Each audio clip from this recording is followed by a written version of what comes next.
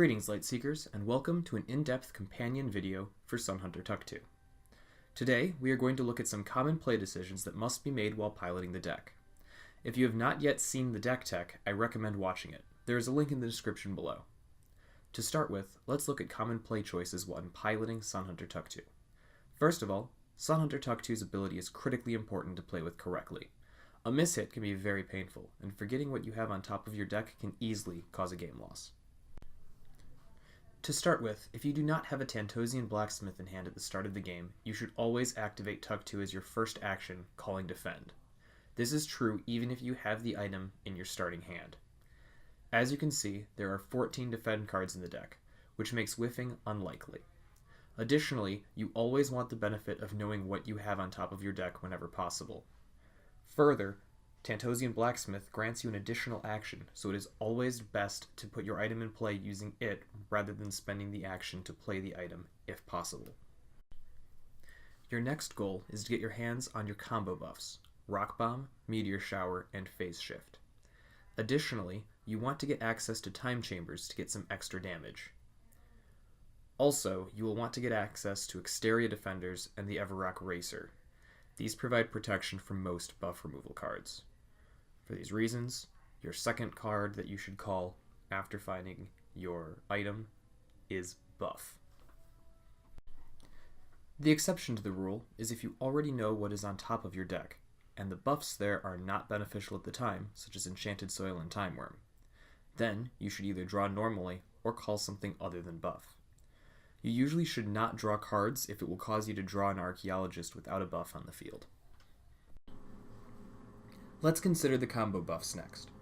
When you are looking to play Meteor Shower, your next Sunhunter activation is dictated by what you need to play it. Let's assume you have the protection to play the combo in hand.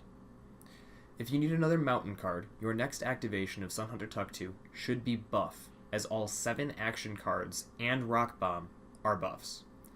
When looking for the Astral cards, things get slightly more complicated. Ordinarily, you should call Defend, as there are 6 Defend Astral cards and Reality Rift. However, if many of these have already been played, you may need to call Attack. The downside is drawing Archaeologists without being able to trigger them. When looking to play a combo, this can be okay.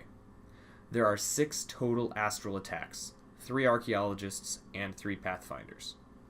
There are only 2 Astral buffs in the deck, so calling Buff is your last chance. When looking to play Rock Bomb, your Mountain Call remains the same. When looking for tech cards, you likely want to call Defend, as there are 5 Time Defend cards total. When looking for both types, Buff gets you a chance to find Time Worm or Time Chamber as well. Time Leap requires 2 time cards. Depending on what you have played or what you have in hand, you will either call Defend or Buff. If you have seen Time Chambers and Time Worm, you will call Defend, while if you have played Historians already, you should call Buff. Looking to play Phase Shift can be the trickiest, as you have 6 attack cards within Gravity, so usually you will want to call Attack. However, if you want the Archaeologists to be able to trigger something, calling Attack can be very dangerous, as if only Archaeologists are revealed, you must pull one to your hand and you will not get the draw trigger.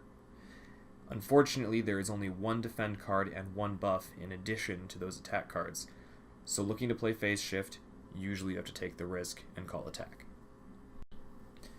When looking to play Reality Rift, the Gravity portion has the same problems as Phase Shift. However, you have the added option of calling Buff and hoping to find Phase Shift in the top 4 to pay for both parts of the Gravity.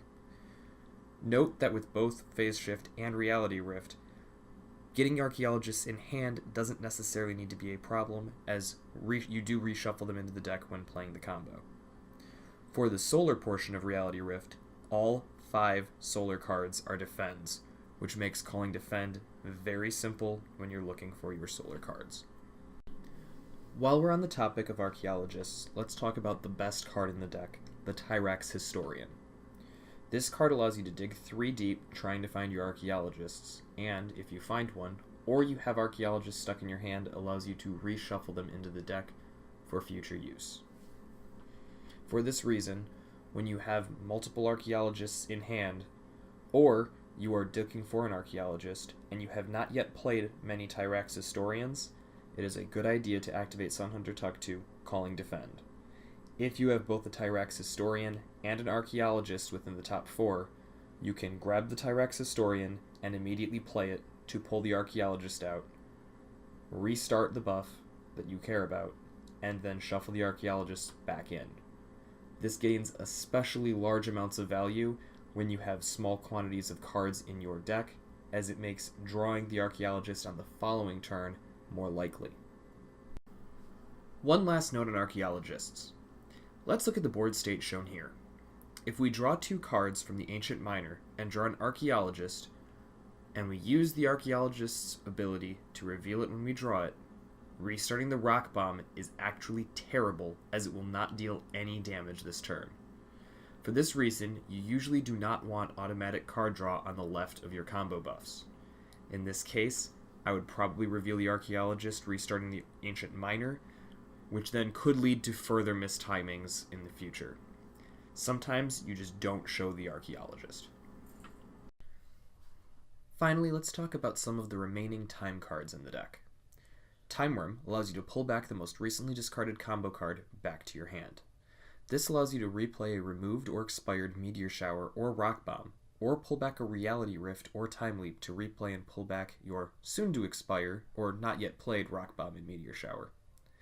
Clockwork Construct's main purpose is to remove a buff on its last leg that is finished what it's doing, and pull back a Time Chamber or Time Worm to keep damaging your opponent. Finally, let's talk about Time Chamber. Time Chamber deals damage to your target when you defend. All of these cards here either have defend abilities on them or are themselves defend cards. The best case scenario is to be using your Flynamo ability every turn that a Time Chamber has a number active. This will cause you to potentially get healing, definitely deal damage with Time Chamber, and give you your action back. Further, if you have a spare Tantosian Blacksmith in hand, now is the time to play it. The downside of the Blacksmith is you must show your opponent either your hand or your deck. And while we're on the topic of the Tantosian Blacksmith, sometimes when you really don't like what the top of your deck has, you can play a second Blacksmith just so you can shuffle your deck. Note, you will show your opponent the entirety of what's left of your deck. This can give them a lot of information about what's in your hand, or what you're playing in general. And that's it.